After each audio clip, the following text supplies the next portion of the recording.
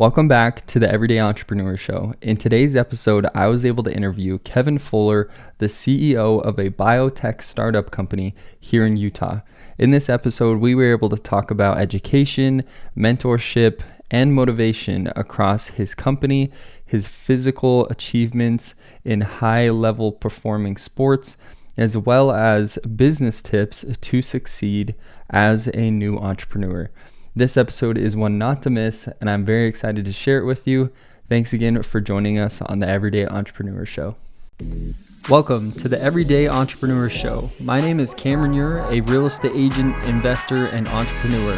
This podcast is for the everyday person all the way to the CEO wanting to build, grow, or scale their business to the next level. Our goal is to educate, network, and motivate so all of us can become everyday entrepreneurs. I am here with Kevin Fuller. He is the CEO of a company called Macuvu. It's an incredible startup that he's been working on, and I'm so excited to have him on this episode. I already know he's going to be dropping bombs of entrepreneurship on us today, and I can't wait to learn from him. Kevin, thanks for joining us. You bet. My absolute pleasure.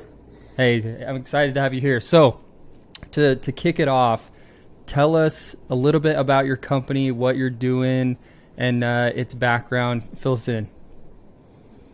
Yeah, so like a lot of new opportunities, it's the combination of several different experiences and relationships that I've built over the years. Mm-hmm. And it's kind of come together, in the last year and a half.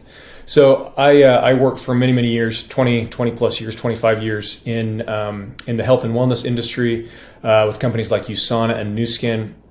My passion was developing health and wellness products, everything from dietary supplements to beauty serums, to beauty devices, things like that help us feel and look better, or look better and then feel better, however you want to look at it. And so, the ability to transform people's lives can transform their confidence and the way they look at life. So those things have been very fulfilling and rewarding for me over the years. And like I said, relationships and experiences are what new ideas are built on. And really eclectic sets of experiences with a couple different people can result in brand new bursts of inspiration and ideas. So in this case, the inspiration and the idea did not originate with me. So it originated with my partner, Jack Peterson. And he and I were colleagues at Nu Skin years and years ago. He left and pursued other interests. I stayed, and I just recently retired about a year and a half ago. But there was a technology that Nu Skin still has, actually, that can measure carotenoids in your skin. So carotenoids are chemicals like beta-carotene. You've heard of beta-carotene, lutein, zeaxanthin, things like that. They happen to be super important in our bodies, and they are part of the antioxidant network, which helps keep our bodies strong and healthy and fights against inflammation, fights against free radical damage, and the things that sort of prematurely age us. Anyway, nature, in all of her wisdom, concentrates a particular set, 3 to be exact, of specific carotenoids in our macula. So our macula is the very center of our retina, obviously the eye, right? Yeah. So the macula is the most important part of the eye. And you may have heard of macular degeneration. That's when that important center part of the eye gets damaged over time. Age, lifestyle, family history, genetics, they can all contribute to that happening. And then the funny thing is that your eye doctor cannot tell you if you're headed for macular degeneration. They can only tell you if you've got it, which is interesting. Yeah, thanks, doc, but it's a little late. It's like going to the cardiologist, and he can only tell you when you've had a heart attack and can't tell you when you're going to have a heart attack. So we've created a new device based on technology, sort of a cousin to what was at Nu Skin, not really direct. It's related, but it's not the same technology. So it's adjacent technology, and it can measure the density of the carotenoids in your macula. So that protective blanket, so to speak, if it's in good shape, if it's nice and thick, if it's dense, then your macula is probably pretty well protected, and and you're probably already making relatively good lifestyle choices, right? You're eating well, you're not overweight, and you're not smoking, things like that can cause a lot of damage in our bodies. But if that protective blanket is thin or weak, then you're probably headed for macular degeneration, and then you can take some steps to prevent that or to head that off and to restore that protection. So this device, and the company is based, it's not just a device, but the device can measure, tells you whether that protection, the quality of that protection. There will be a dietary supplement that can deliver those 3 carotenoids in the right amounts to restore that protection. There's an app that will help you actually engage with your own macular health and wellness and with your eye doctor to make sure that over time you are taking care of your macula. So it's the device, the supplement, and the app together in synergy that make this company really unique. Holy cow. Okay, there's a lot to unpack here. That's insane. Yeah, sorry about that. Was that the fire hose version? No, it's fantastic. I mean, I feel like I just got a college degree. I understood probably 25% of what you just said, because okay. I got the gist of it. But man, big words. I'm going to unpack it from the beginning. Tell me how you got to this point with this level of knowledge. What's your education like, your background? Did you go to college for this type of career, going into Nu Skin? What led you into this type of field? Great question. So my educational background, actually, I originally planned to be a doctor early on, and I went to both BYU and University of Utah, graduated from the U in biology about 1,000 years ago, and then was thinking about medical school and or a PhD in the sciences. Okay. Ended up feeling like that wasn't the way to go. So I actually went into a business angle from a science doorway, if that makes sense. So I became a project manager for a company called EnviroCare, which is now known as Energy Solutions. You might know that company. Yep. So they were a radioactive waste disposal company, and I was their first real marketer, really, to help people understand the features and benefits of the services that they provided. But I needed my science degree because they had a ton of scientists on staff, but I was the marketer, right? So I was that bridge, and that bridge concept really was the defining aspect of my career. So the ability to bridge, to build bridges between groups that sometimes are at odds in companies. The R&D team and the marketing team, right? So anyway, that was the first part. So science background undergrad, but then I went and got my MBA and rounded out the business side of my education and acumen. And then after that, that's when I really got specifically into product development. I left Energy Solutions, went to USANA. I was the first product manager they ever had. They were young and rapidly growing. They'd grown from like 20 million to 75 million in 1 year. Wow. And didn't have any marketing. They just had sales and R&D. So they needed marketing. So that's when I got into product development, product positioning, product marketing, all of that very cool stuff. And the company was small enough at that time that I wore a lot of different hats. I got involved in supply chain. I got involved in regulatory. I got involved in R&D and design and all the things that go into great product launches. So just continued to hone my ability to craft a product that is fit to a need, an unmet need, which is really all that marketing is. Yeah. And so then I had both the scientific understanding and the marketing understanding, and that's where things really started to happen. Yeah, that you put everything together. And so to ask you maybe a tough question, because it's probably a double-edged sword, where do you value your education and your degree with being now an entrepreneur? Because a lot of people are, hey, I'm not going to go to school. College isn't for me. I'm going to start my own business. But then there's the other side of it where there's some highly educated people as yourself who have gone through the schooling and now are being more creative, entrepreneurial, and building their own companies. Where do you stand on a higher level education?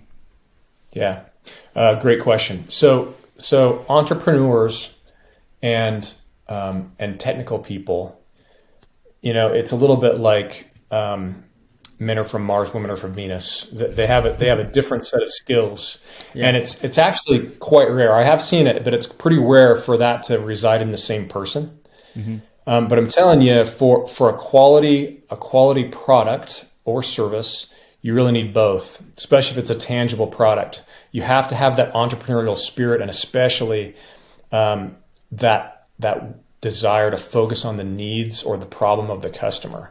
And I will say that right away, as I feel super strongly that is a huge trap that many entrepreneurs fall into, is they fall in love with their idea. And just to be frank, their idea doesn't matter unless a customer thinks it matters, or unless there's a need that out there that it fills. It's a little, I like to say, you can create the world's best mousetrap, but if the city that you're in has a cockroach problem, it doesn't matter. Like, it doesn't matter that you have the world's best mousetrap. Yeah, I love that. So entrepreneurs have to fall in love with the problem of the customer and always work towards that. Now, scientists and technical people, they need to be led to understand the role of their science in meeting that need. Because in the same way that entrepreneurs fall in love with their idea, scientists and technical people can fall in love with their science and their technical expertise and not even be thinking about the customer. So anyway, back to your original question. If you are an entrepreneur and you feel like that you don't need a vast educational background to be successful, you're right. But you do need to be able to recognize technical expertise, scientific expertise, and talent, to respect it and to understand that you don't have it and that you need it. So as long as you can recognize that fact and not have to be the smartest person in the room, so to speak, and really respect and value those technical people because they know things you don't know, then you can be successful. So you don't have to have all that, but you do have to understand its value.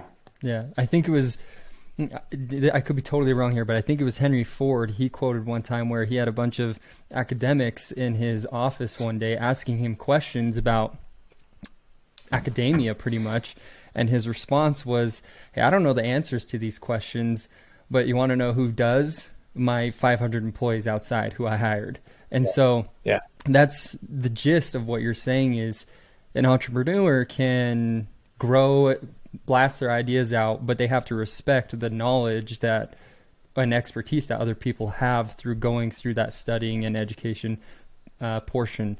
And so I love that. That's super cool. And so to dive a little bit deeper into you as a person and kind of your interests, which side of the fence would you say you fall on most? Do you feel like you're more entrepreneurial or more educational in the science background?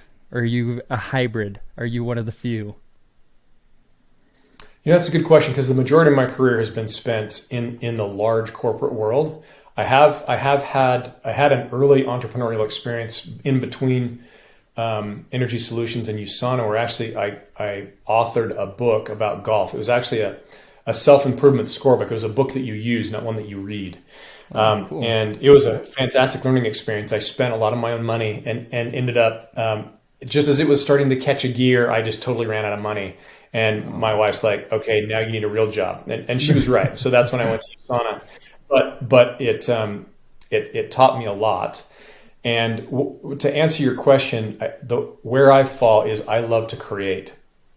And I love to create new things, especially things, like I said, that meet an unmet need, where someone's just like, oh my heavens, how did I live before this was created? Yeah. And I found that I was able to do that. I'm able to do that now in a very, very small company, but I was also able to do that at a very large company. They call that entrepreneurship, right? Entrepreneurship. If you're in a large company, you can still innovate. You can still have that entrepreneurial spirit and break things and make them better. And really, it boils down to innovation is what makes the world better. And innovation is at the core of entrepreneurship. The way you bring that to market might be different. At Nu Skin, I was being entrepreneurial and bringing new beauty devices to market that cost us millions and millions of dollars to develop, right? But that same sort of mentality and same approach can be used in an entrepreneurial setting with a bootstrap company that doesn't have a ton of money. So the answer is always innovation in my book. I love that. So I think a lot of people can look at a company like yours and see this incredibly complex idea, technology, device, all thrown together in one, and be like, how on earth do people create that stuff? How do you put two and two together and get to where you're currently at? And so I'd love to hear what day one looked like to where you are today in a abbreviated amount of time, if even possible, because I just think a lot of people don't even think it's possible when they look at big companies to think they could create something like that. Yeah, there's a good analogy here. I remember when I was in MBA school, and even after, I'd visit factories, right, manufacturing facilities, manufacturing all kinds of things from plastic bottles to very expensive componentry in China and Europe, all over the place. And invariably, they'll have very sophisticated machinery. And you look at this machinery and how it's working, you're like, how did someone ever come up with this idea? Like, honestly, how you blow the plastic in this particular way and it does this, and don't do that or this will happen. And the reality is that the way that happens and the way 99% of innovation happens is iterative. The process is iterative. So this machine was ideated from a very similar machine that was slightly less advanced. So they took one step forward, and then they have. So the machine you're looking at is actually machine number 75 in the line, in the evolution, right? And so Interesting. Great and fantastic ideas almost never are this huge explosion of creative energy that comes out of nowhere, like a bolt out of the blue. It's always the combination of existing experiences, existing technologies that are combined in new ways. So it's an iterative change almost always, but a new combination of existing things. That's why, like I said, when you put a few people together that have very eclectic backgrounds and experiences, then you can get some very cool things happening. And there's a lot of research that shows that innovation teams are highly benefited by having very eclectic backgrounds on the team. So you don't want a bunch of people with the same background and the same understanding, because then you're getting the same ideas. You want to have that cross pollination. And so that is the answer. These are iterative changes and small leaps forward. Not there wasn't an explosion in the lab one day and all of a sudden, we have cold fusion. That's not how it works. Sometimes it works that way, but it's incredibly rare. Usually it's the iterative improvement built on many other ideas with which the team is already familiar. Interesting. So it's a progression of ideas. And so you jumping into this role, building this company in the role you are, what gave you the faith or vision that this could be something and is going somewhere other than your background? What kind of helped you have the faith to jump into entrepreneurship at a new company that is a two-man team ready to take on the world? Yeah, well, that's a good question, and there's a lot of good insights here for entrepreneurs. So there's actually three of us on the team. One of which is our primary seed investor, right? And every person on the team is bringing an important set of elements to the table. Obviously, the seed investor brings some money, but also in our case, a ton of incredibly important network connections to venture capitalists, other people that are in the investment community, for one. In addition, my other partner, he has a ton of experience in manufacturing and bringing devices through that very difficult transfer to manufacture process all the way through FDA approval, et cetera, et cetera. It's a full launch. And I have the experience at the corporate level of creating the product concept, understanding the customer need, doing the market research to make sure that the product in the end meets their needs and isn't just a really cool science project.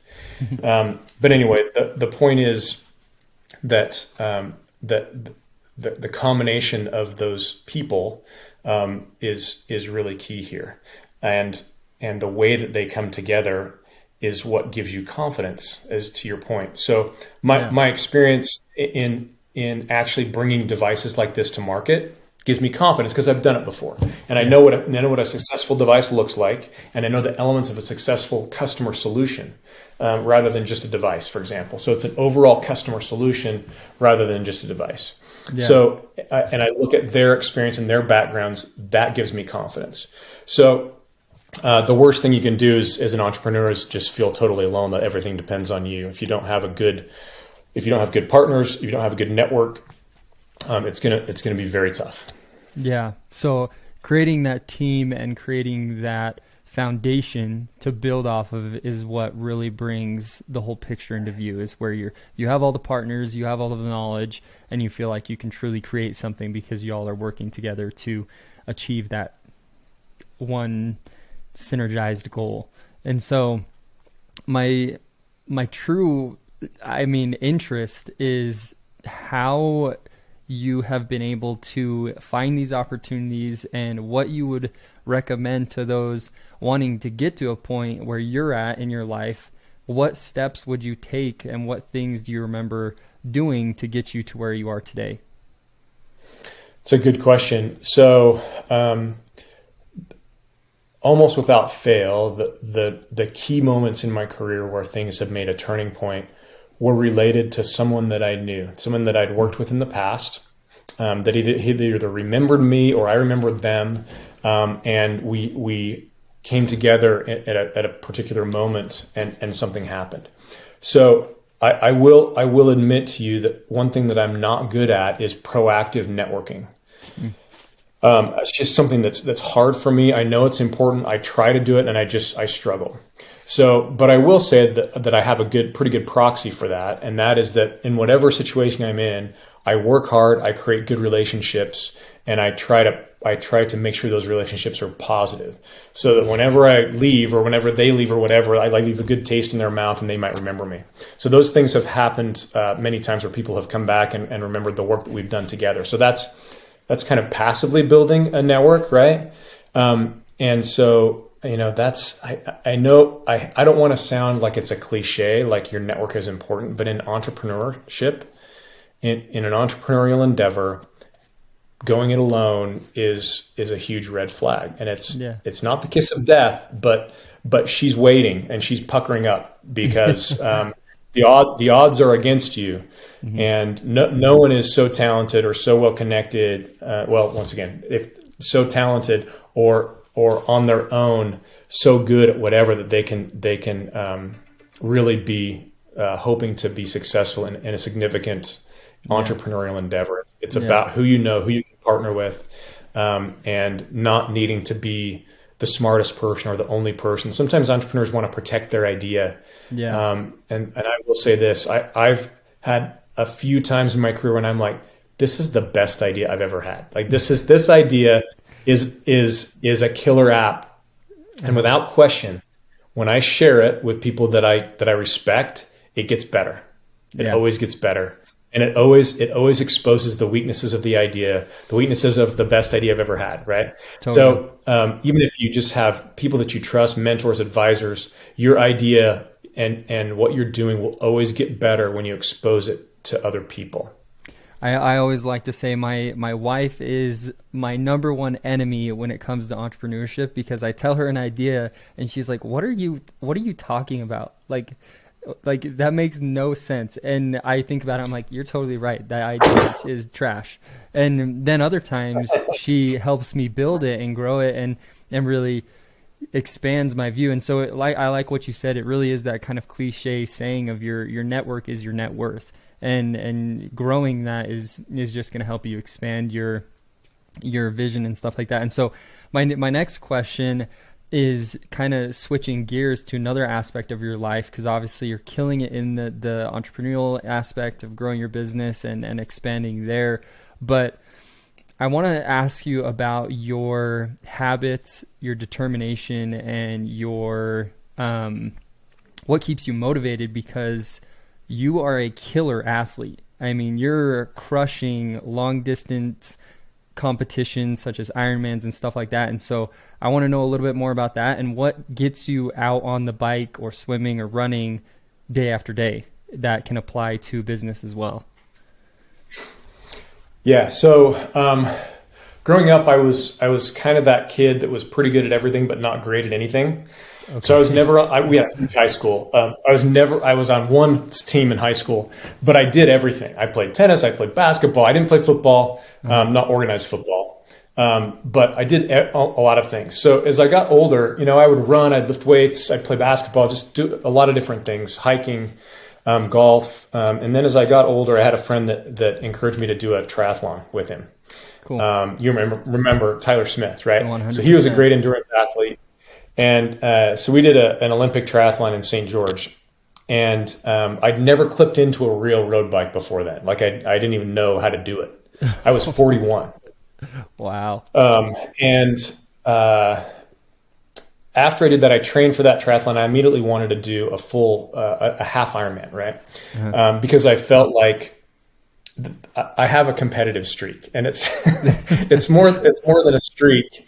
And in some ways, it didn't ever get like satisfied when I was younger because of what I just explained. Because I was like the jack of all trades, master of none, right? Yeah.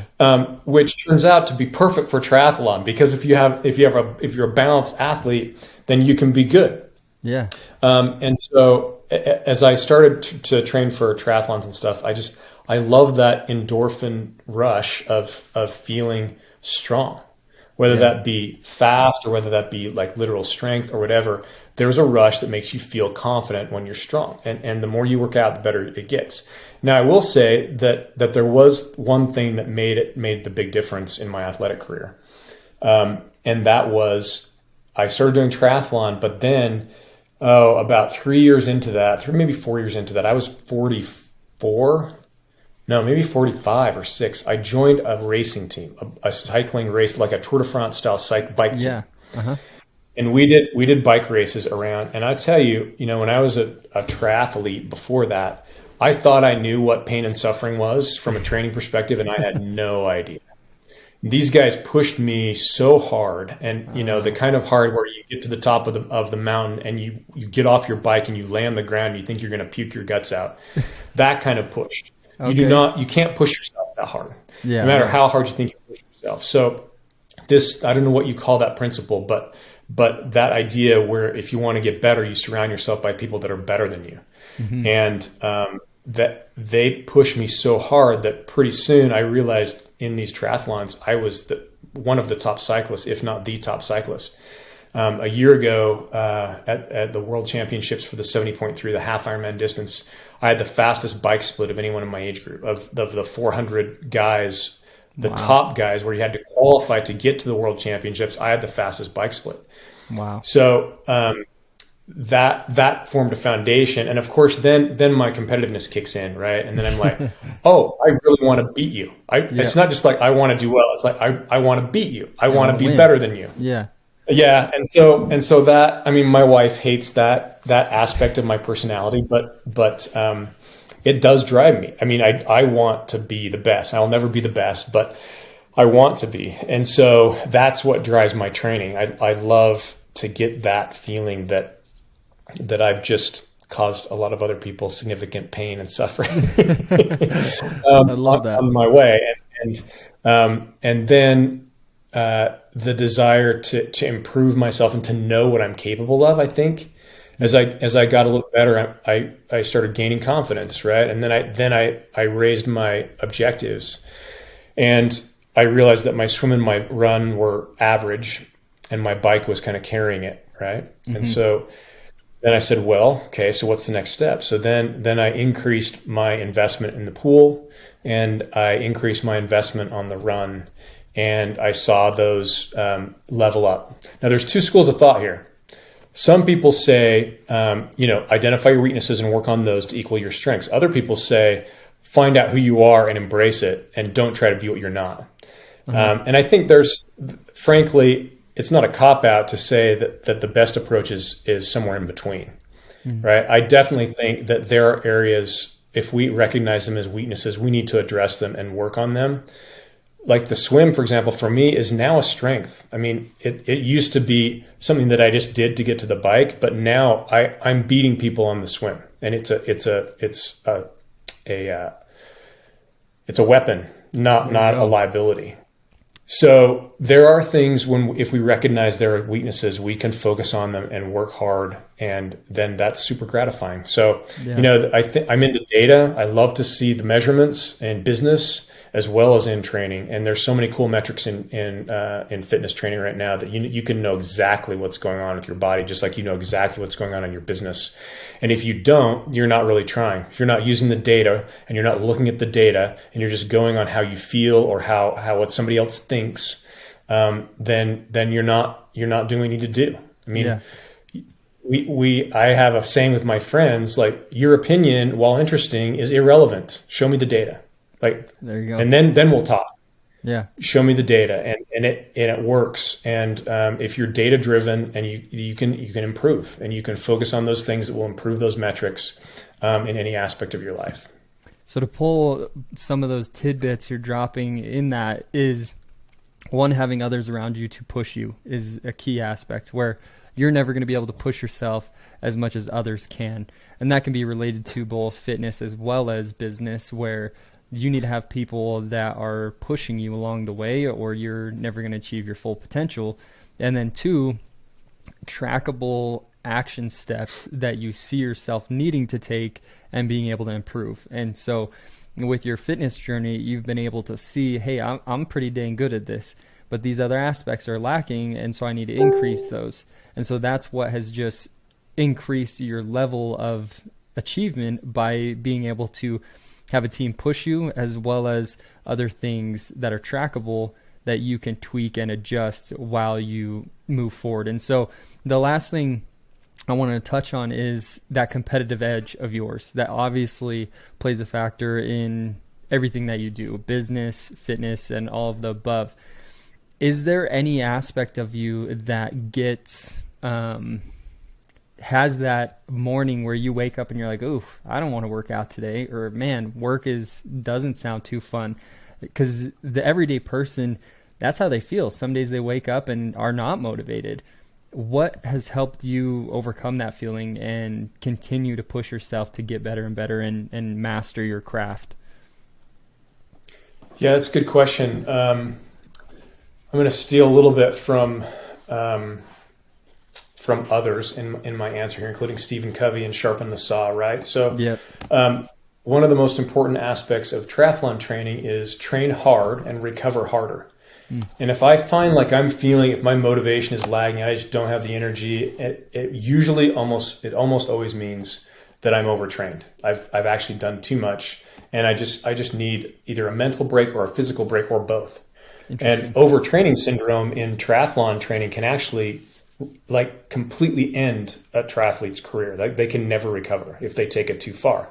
And triathlon is filled with type A personalities, right? Just like businesses. Yep. And so you have to recognize that sometimes that feeling is a friend, and it's about balance. It's about spiritual, mental, and physical balance. And if that feeling for you is unnatural and doesn't feel right, then it probably means that you need to take a break and let yourself recover and refresh and rebuild that passion. Because there are mornings when I wake up at 4 a.m. because I'm so excited about the workout that I knew was coming that I can't wait. Like I'm so stoked to get up that I can't wait anymore. And I think about it the night before. I'm like, I can't wait for this training ride. I'm going to be doing whatever. That's when you know things are in the right place. Yeah. If you're kind of dreading it, then that might mean you need a break. Now, that's not always what it means, but often it does for driven individuals if they start feeling that way, because that's not really normal for them. They usually wake up and they're going after it. So that would kind of be my advice. Yeah. We do need balance. We're human beings. Even if we're driven and we're excited about something and we know it's important and we want to make it succeed, we are human beings, and we need to live in balance in order to be at our very best. And that's whatever your organization is, whether large or small, whether you're starting your own company, you need to be at your best to make it succeed. And the other thing I would add is just entrepreneurs from a leadership perspective.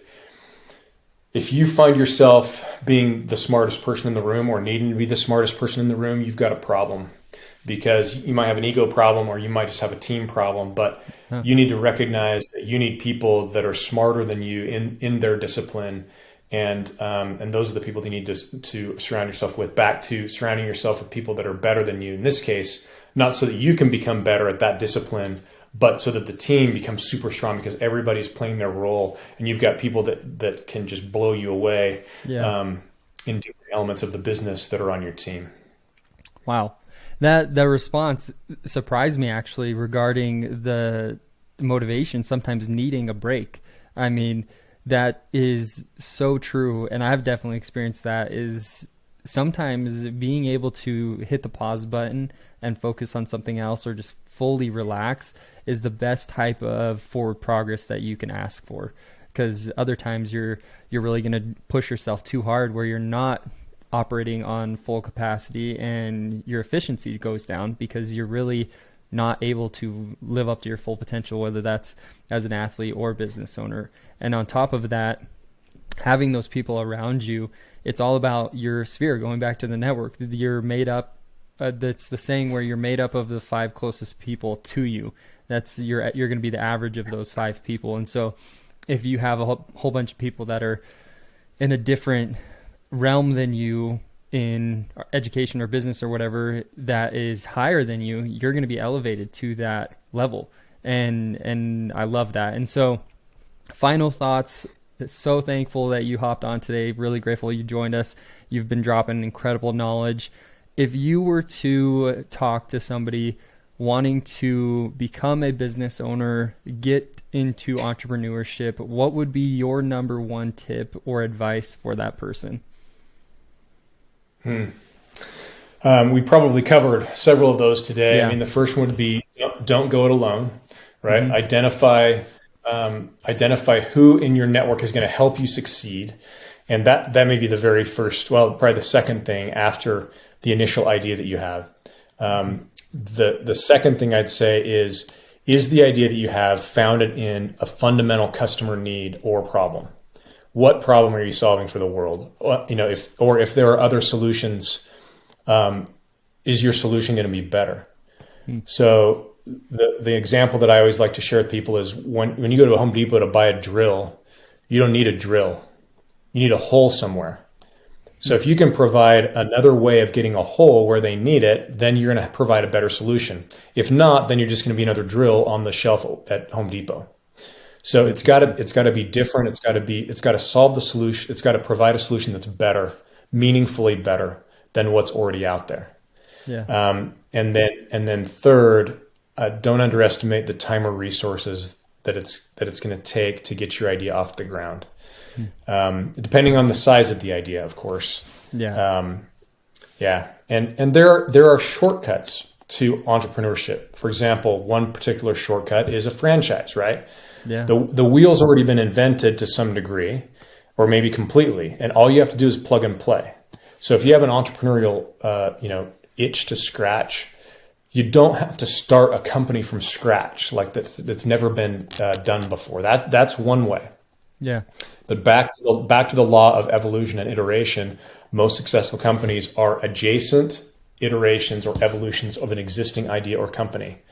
So if the idea that you have is something that's never been done, there might be a reason why it's never been done. There probably are reasons why it's never been done. And are you sure you're the guy or the gal that has what it takes to make that thing that's never been done? Yeah. If not, then maybe you should look for something that's a little bit more of an iteration or an evolution on an existing idea. And then once again, your network and their ability to help you is really critical in the battle. It's an uphill battle. You need an army, not just the Lone Ranger. Yeah. Incredible. Thank you so much for that. I mean, just the last couple of sentences was phenomenal. I really appreciate you being on this episode, Kevin. You are the epitome of a guy just cranking, just getting after it and in all aspects of life. And I am super grateful to be in your network and grateful for you being on the show. And so that's going to conclude this episode of the Everyday Entrepreneur Show, and we'll see you in the next episode.